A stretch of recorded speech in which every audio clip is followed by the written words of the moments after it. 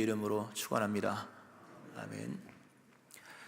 로마서 8장 강의 12번째 복음의 진수 시간으로 오늘 설교 제목은 누구도 우리를 대적할 수 없다 입니다.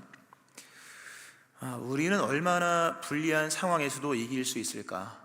오늘 설교 제목이 누구도 우리를 대적할 수 없다 라는 제목인데요, 얼마나 불리한 상황에서도 이길 수 있을까?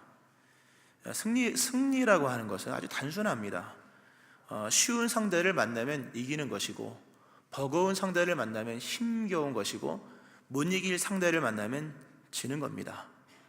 그러니까 오늘 본문에서 승리에 대한 부분들, 이런 말씀을 하는데, 이길 수 있는 싸움을 싸운다, 이건 의미도 없는 겁니다. 이길 수 있는 거니까. 승리에 대한 말씀 속에서 의미가 있으려면 버거운 상대와 더불어서 싸워서 이겼다, 더 나아가서 이길 수 없는 상대와 더불어 싸워서 이겼다, 그 정도 돼야 성경 말씀이라고 적혀 있을 법하지, 이길 수 있는 쉬운 상대를 이겼다는 것은 의미가 없는 것입니다. 오늘 본문에서 하나님은 이 로마서의 말씀을 통해서 우리는 어떤 대적들도 다 이길 수 있다, 오늘 성가대 찬양과도 같은 말씀입니다만 모든 대적을 능히 이길 수 있다, 이 부분을 우리에게 말씀하시면서 사도 바울을 통하여서 그 세 가지 전개를 합니다. 우리가 어떤 상황에서 이길 수 있다. 첫 번째로 불리한 상황을 제시를 하죠. 불리한 상황을 제시하고, 두 번째로 그럼에도 이길 수 있다, 확실한 승리에 대한 얘기를 하십니다. 그리고 세 번째로 그 승리의 확실함에 대한 그 심오한 근거가 뭐냐, 이긴다고 하시는데 이김의 근거는 뭐냐라는 것을 말씀하면서 결국 우리에게 승리에 대한 믿음을 촉구하시는 말씀이 본문의 말씀입니다. 일단은 오늘 보면 우리가 어떤 상황에서도 이길 수 있는지에 대한 말씀을 제시하면서 불리한 상황들에 대한 상황 설정이 나옵니다. 사도 바울의 로마서 전개를 보면 여러 질문들이 나옵니다. 우리가 쉽게 질문하지 않는 질문을 사도 바울이 적극적으로 질문을 끄집어내서 질문을 하면서, 이 질문이라는 것은 듣는 청중들에게 생각을 여는 거지 않습니까? 그냥 이렇게 쭉 전개만 하다가 여러분 어떻게 생각하십니까 하면 번뜩 정신이 나듯이 우리에게 불리한 상황에 대한 상황 설정을 제시를 하면서 여러 가지 5번의 질문을 합니다. 누가 우리를 대적하리요? 또 누가 능히 하나님께서 택하신 자들을 고발하리요? 누가 정죄하리요? 누가 우리를 그리스도의 사랑에서 끊으리요? 환난, 공고, 박해, 기근, 적신, 위험, 칼이랴 하면서 5번의 질문을 하면서, 다 우리가 불리한 상황이거든요. 우리가 고발당하고 공격당하고 정죄받고 또 막 끊으려고 하는 이런 우리에게 불리한 상황들에 대한 설정을 제시하면서 이런 여러 위협들을 질문 형식으로 제시하고 답을 우리에게 말씀하기를, 그러나 이 모든 일에 우리를 사랑하신 이로 말미암아 넉넉히 이긴다. 1차적으로 이긴다는 것을 얘기를 하고, 미심쩍어서 그런지는 모르지만 한 번 더 좀 더 강화된 위협을 제시를 합니다.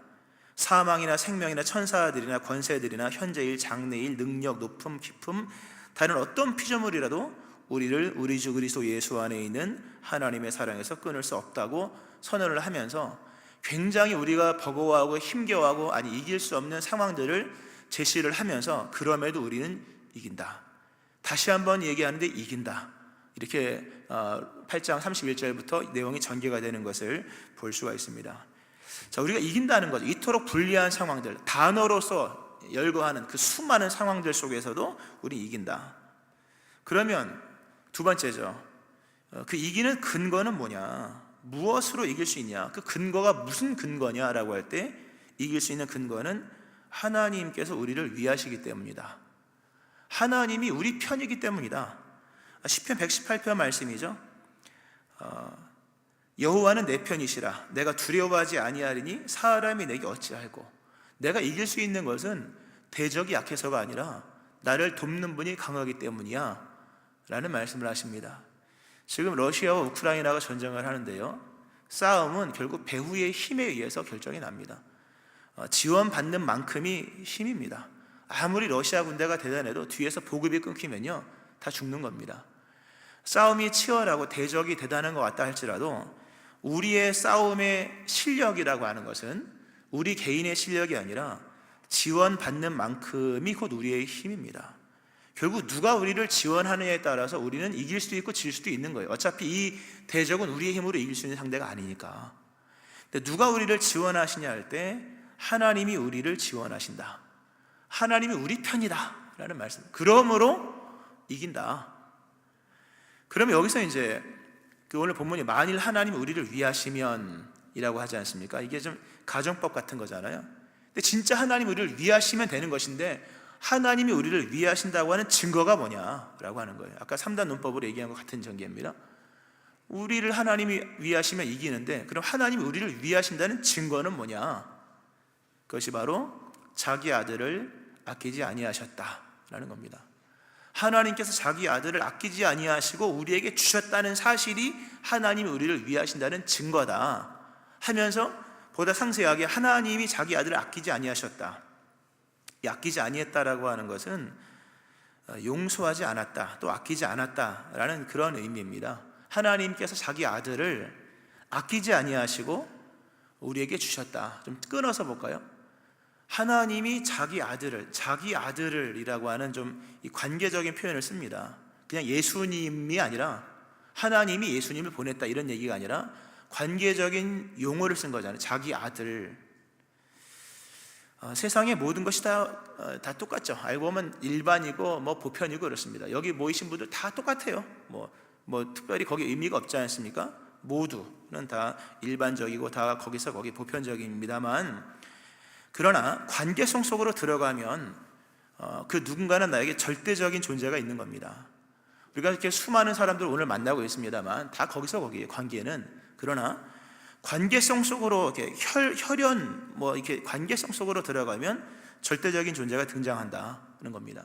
가령 오늘도 아들 얘기하니까 제 아들은 저에게, 여러분들이 보기 어떨지 모르지만 제 아들은 저에게는 절대입니다. 누구와도 바꿀 수 없는 존재이며 아들의 가치는 세상과 바꿀 수 없는 절대적인 가치인 겁니다. 이 관계가 우리에게 부여하는 특별한 의미이죠. 다 똑같은 사람인 것 같으나 관계성 속으로 들어가면 절대적인 것이 존재한다. 또 부모 자식 간의 관계죠. 근데 하나님이 자기 아들을 아끼지 않았다는 거죠. 아끼지 않았다고 하는 것은 그렇게 중요한 가치로 여기지 않았다는 겁니다.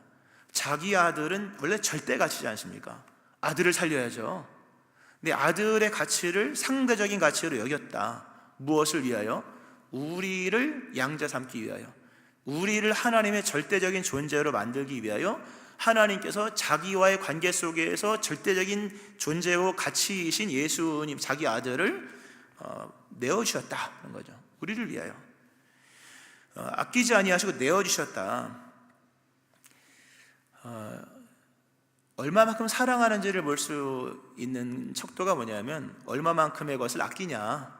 사랑은 아끼지 않는 거잖아요. 하나님은 자기 아들을 아끼지 않고 내어주셨다. 이 내어주셨다는 것이 고상한 단어 같으나 포기하다, 버리다는 뜻입니다.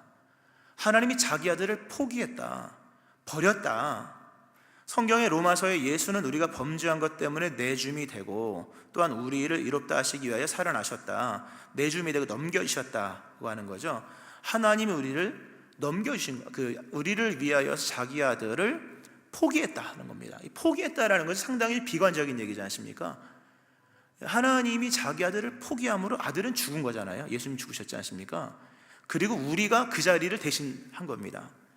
이 말씀을 보면 어렸을 때 성경학교 하면서 그 마룻바닥 교회에서 게임했던 장면이 생각이 나더라고요. 그 게임 중에 제일 재미있는 게임 중에 하나가 그 모두가 이렇게 손을 잡고 둥글게 막 하여튼 노래를 부르다가 10명 하면 있지 않습니까? 요즘은 안 하는 것 같더라고요. 그것만큼 재미있는 게임이 없는데 10명 하면 10명이 모여야 되는 거잖아요. 이제 거기 안 붙으면 떨어지고 이제 아웃되는 것인데, 그 게임이 나중에 아주 잔혹합니다. 나중에 2명이래요. 2명. 그 2명 하면 막 발길이를 찹니다. 발로 찹니다. 넌 저리 꺼져라 하면서 둘을 만드는 게임 다 해보셨죠? 예, 그 끝까지 살아남기가 어려워요. 맨 마지막에는 누가 나를 걷어주지 않으면, 다 어렸을 때지 않습니까? 다 배척을 당하는 것인데, 그런 게임 장면이 생각이 나더라고요. 맨 마지막에 하나님과 하나님의 아들 예수님과 그리고 아무 쓸모없는 연약하고 죄인되고 하나님과 원수된 우리가 함께 그 둥글게를 하고 있는 것인데, 맨 마지막에 2명 한 겁니다.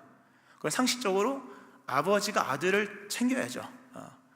왜냐하면 우리는 하나님의 원수니까. 근데 하나님이 그 일반의 상식을 깨시고 맨 마지막 2명 있더니 아들을 발로 차 버리시면서 우리를 끌어안으셨다는 겁니다. 아주 쉽게 설명을 하면 그런 거죠. 하나님이 자기 아들을 버린 것이고 포기한 것입니다. 근데 중요한 것은 그 상황, 어떤 상황에서 포기했느냐라고 하는 거죠. 그 상황에서 버림받고 포기된 그 누군가는 죽어야만 하는 십자가 상황 앞에서, 그 죄의 심판 앞에서 하나님이 우리를, 죄인된 우리를, 하나님과 원수된 우리를, 그리고 아직 연약하여서 그 뜻이 뭔지도 모르는 우리들을 하나님이 거두시면서 아들을 포기하신 것이죠. 그러므로 하나님께서 포기하신 그 아들이 우리를 대신하여 십자가에 달려 죽었다는 겁니다. 이 본문의 말씀이죠. 자, 그렇게 전개를 하는 거죠. 당연히 그렇게 하면서 본문은 우리에게 한번 생각 좀 해봐라. 이제 한번 하나님께서 우리를 위하신다. 얼마만큼 우리를 위하시냐면 자기 아들을 버리시면서까지 우리를 위하신다. 그런데 그렇다면 이제 이후로 하나님께서 우리에게 못 주실 것이 뭐가 있느냐? 아주 일반 상식적인 신앙이라는 단어를 붙일 필요도 없이 한번 생각 좀 해봐라. 이 정도 머리가 없으면 믿음 생활 못한다. 이 정도 수준입니다. 하나님이 우리가 연약하고 죄인되고 원수 되었을 때에 맨 마지막에 자기 아들 버리시고 우리를 택하시고 우리를 위하신다면 하나님이 나머지 모든 것을 우리에게 주시지 않겠느냐. 이 본문에는, 이 개역 성경에는 이 중요한 단어가 빠져 있습니다. 원문으로 읽으면 모든 것을 우리에게 값 없이 주시지 않겠냐. 하나님의 아들을 우리를 위하여서 내어주신 이시라면 하나님께서 다른 모든 것을 우리에게 값 없이 주시지 않겠냐. 이건 상식이다. 생각 좀 해. 이 정도 머리가 없으면 믿음 생활 못한다. 이 정도 머리가 생겨지기를 축원합니다. 아들을 이렇게 몰아가시면서 죽으실 정도라면 나머지 모든 것을 왜 안 주시겠느냐. 그것도 값 없이 주시지 않겠냐. 세상에는 그냥 줄 수 있는 게 있는가 하면 그냥 줄 수 없는 것들이 있습니다. 우리가 캄보디아 옷 보내기를 합니다만, 죄송한 얘기지만 다 보낼 만한 거 보내는 겁니다. 진짜 돈 나가는 것들은, 값싼 것들, 명품 옷은요 안 보냅니다. 내년에 한번 그거 한번 해보고 싶어요. 캄보디아의 명품 옷 보내기. 아마 다 참여 안 할 것 같은데요. 다 보낼 만한 거 보내는 거지 값이 나가는 것은 안 보냅니다. 근데 하나님은 값으로 매길 수 없는 예수님을 먼저 보냈다는 거죠. 그 나머지는 뭡니까? 그냥 다 준다는 겁니다. 이러한 하나님의 사랑 안에서 우리가 어떤 대적과 상황 앞에서도 흔들림 없이 이길 수 있다는 것을 본문은 전개를 해나가며 결국 이러한 말씀이 우리 속에서 믿음으로 작용을 해야 된다는 말씀을 하시는 겁니다. 우리가 로마서 말씀 8장 말씀을 지금 계속해서 보고 있습니다만 한 말씀 한 말씀이 귀하죠. 벌써 12번째 시간이고 15번의 말씀으로 끝나게 되는 것인데요, 로마서에서는 하나님의 이 강력한 의지를 우리에게 말씀을 하십니다. 그 사랑의 내용이 무엇인지를 말씀하실 뿐만 아니라 그 사랑 속에 담겨있는 의지가 무엇인지를 말씀을 하면서 우리의 상황보다 앞선 하나님의 은혜, 우리의 시간보다 앞선 하나님의 은혜를 얘기를 하십니다. 우리가 지난 시간 로마서 8장 29절, 30절, 29절, 30절 말씀을 보면서 하나님이 미리 예지하시고 예정하시고 그리고 부르시고 칭의하시고 영화롭게 하셨다. 우리가 태어나기도 전에 로마서 5장 말씀으로 시간의 역순을 말씀드리면 우리가 연약할 때, 죄인 되었을 때, 원수 되었을 때, 근데 그럼에도 하나님께서 자기 아들을 보내시면서 사랑을 확증하셨다고 하는 것은 이런 시간상의 역순을 통해서 하나님의 강력한 의지가 표출되는, 우리는 그걸 좀 읽을 필요가 있습니다. 우리를 아들로 말미암아 하나님의 아들을 죽이시면서까지 우리를 구원하시겠다고 하신 하나님의 구원의 결단은 결코 변개하거나 취소되거나 타협되지 않는다는 겁니다. 결코 변개하거나 취소되거나 타협되지 않는다. 얼마나 확실한지 성경에서 가장 대담한 전개를 하는 로마서 8장 29, 30절 말씀을 얘기했죠. 영어롭게 하셨느니라. 아예 과거형으로 예언자들의 선언의 방식을 가지고 선포해 버렸다면 이게 선포를 합니다. 이미 하나님이 우리를 영어롭게 하셨다.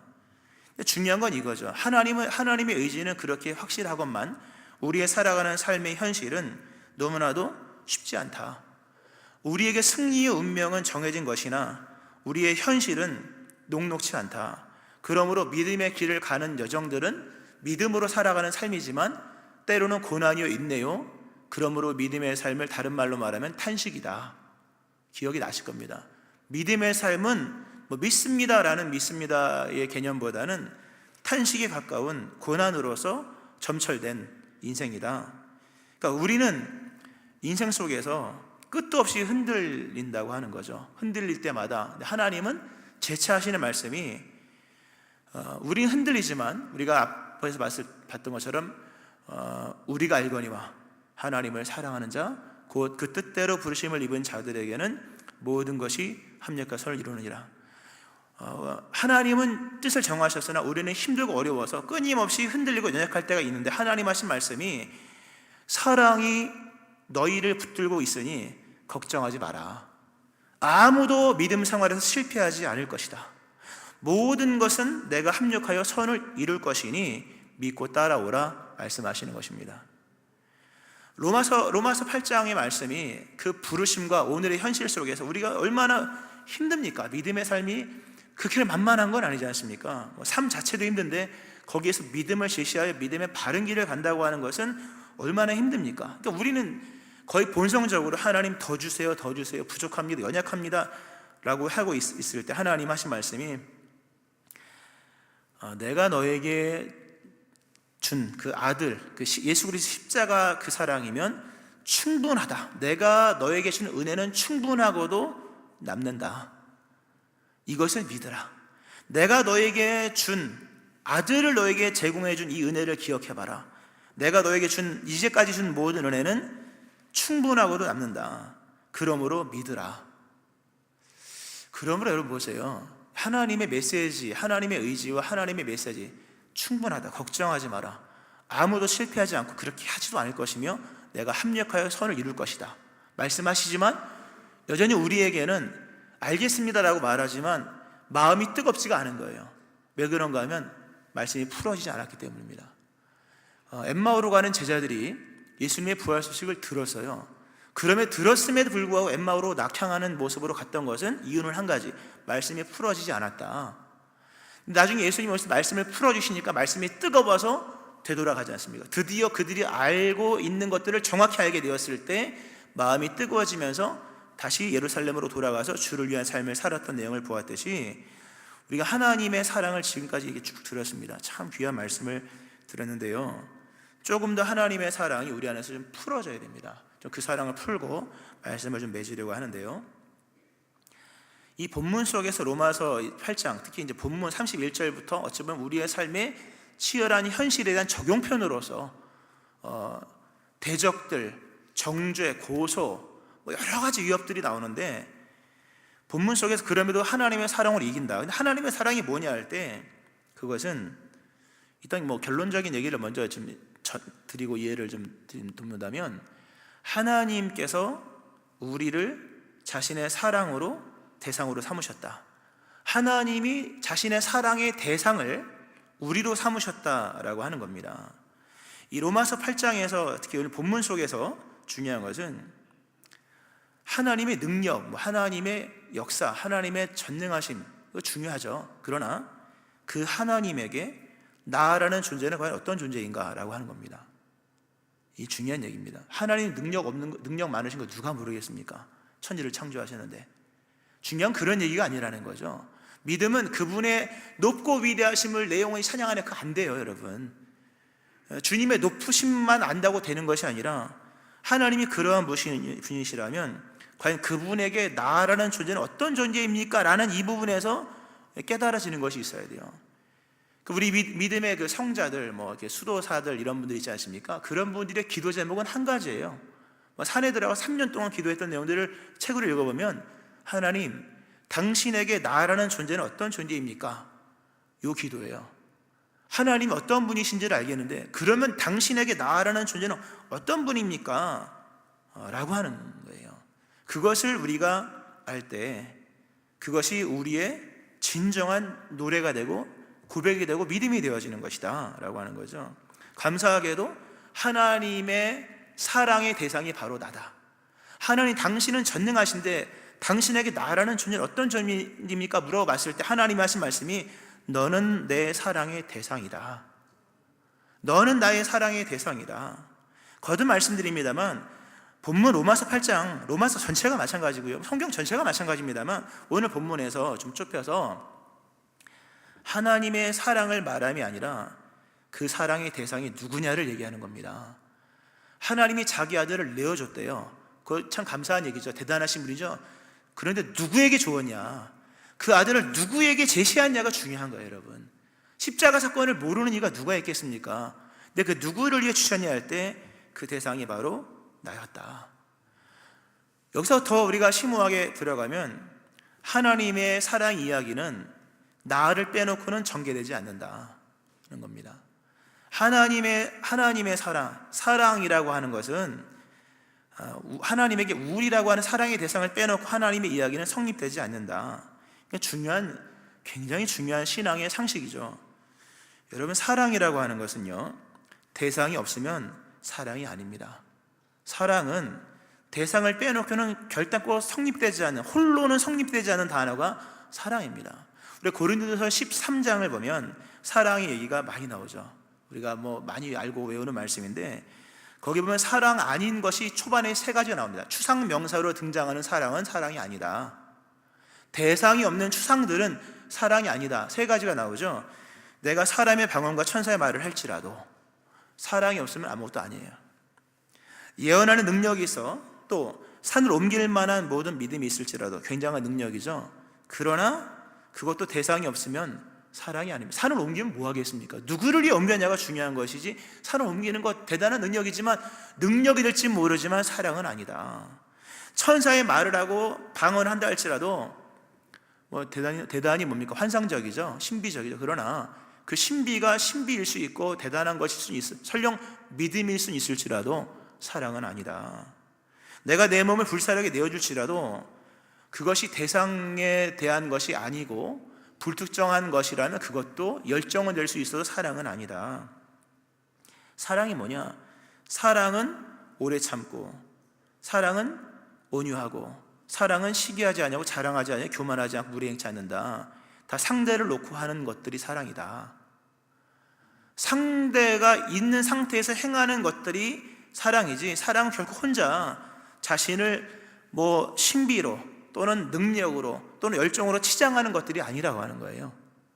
하나님에 관한 성경의 내용들이 하나님을 치장하기 위한, 덧대기 위한 것들이 아니라는 것을 아셔야 돼요. 하나님은 그렇게 치장하지 않고도 하나님은 충분히 하나님이신 거예요. 그러니까 하나님에 관한 이야기들이 그렇게 많이 나온 것은 하나님을 치장하기 위함이 아니라 그 모든 이야기들이 상대를 놓고 하는 일들이었다는 것을 말씀하시는 겁니다. 십자가 사건 대단하지만 그 대단한 사건마저도 하나님이 대상 없이 행한 일이라면 별로 의미가 없습니다. 그것이 대단한 것은 바로 우리를 상대하여, 우리를 대상으로 하여서 오래 참으시면서 하나님께서 그 모든 것을 행하셨기 때문이다 라고 하는 겁니다. 그 대상이 없는 사랑은 아무런 의미가 없습니다. 요즘에 대상이 없는 사랑이 난무하죠.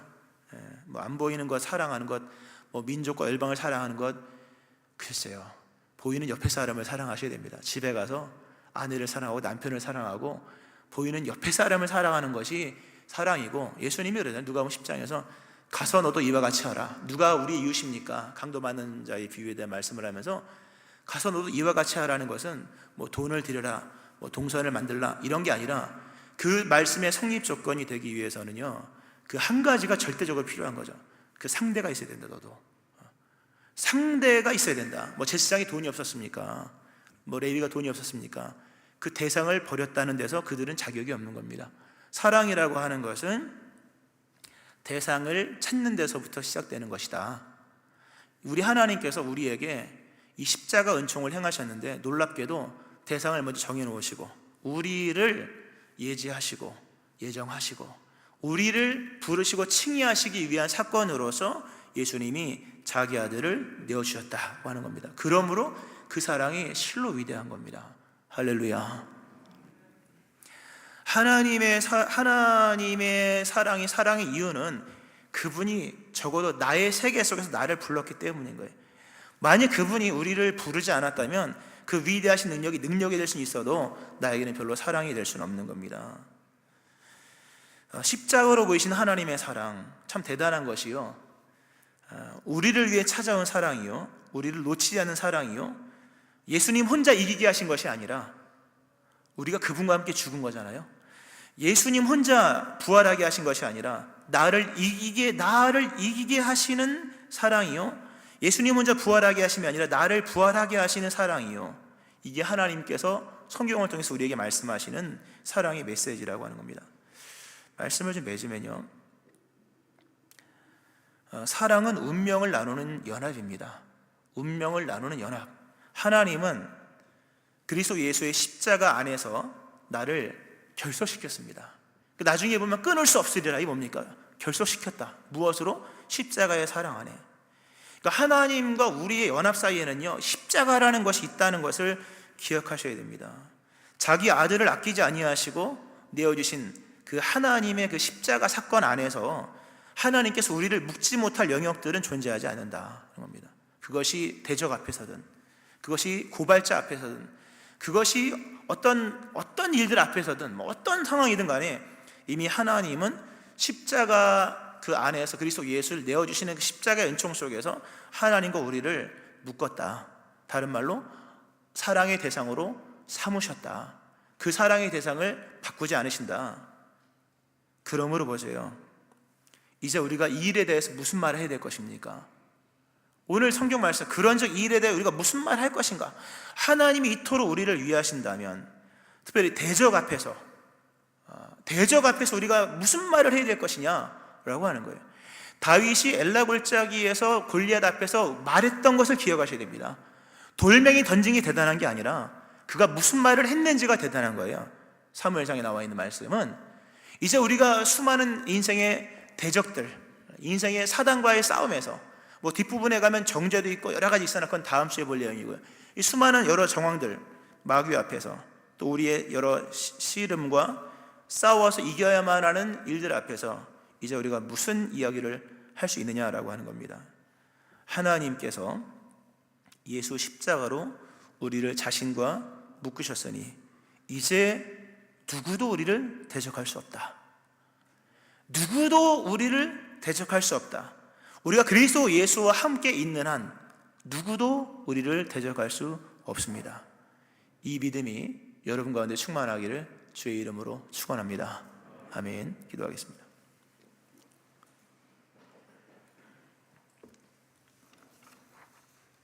그런즉 이 일에 대하여 우리가 무슨 말을 하리요? 만일 하나님이 우리를 하나님이 우리를 위하시면 자기 아들을 아끼지 아니하시고 우리 모든 사람을 위하여 내주시니가 어찌 그 아들과 함께 모든 것을 우리에게 주시지 않겠느냐 말씀하신 하나님. 하나님이 우리를 위하시면 누가 우리를 대적하겠습니까? 하나님, 우리에게 믿음을 주시고 하나님의 사랑을 알게 하셔서 그 사랑의 대상을 우리로 삼으시고 그 사랑을 완성하시기 위하여 아들을 무참히 내어주신 이 절대적인 하나님의 사랑을 기억하면서 이제 드디어 우리가 말할 차례이 온데 이 대적들 앞에서, 여러 상황들 앞에서 이제는 우리가 믿음으로 선포하게 하시되 누구도 우리를 대적할 수 없다고 선포할 수 있는 저희들 되게 하여 주옵소서. 이 위대한 승리를 주신 하나님 감사드리며 이 위대한 승리의 근거가 되신 그리스도 예수의 십자가, 그 예수님의 존귀하심 감사드리오며 예수님의 이름으로 기도합니다. 아멘.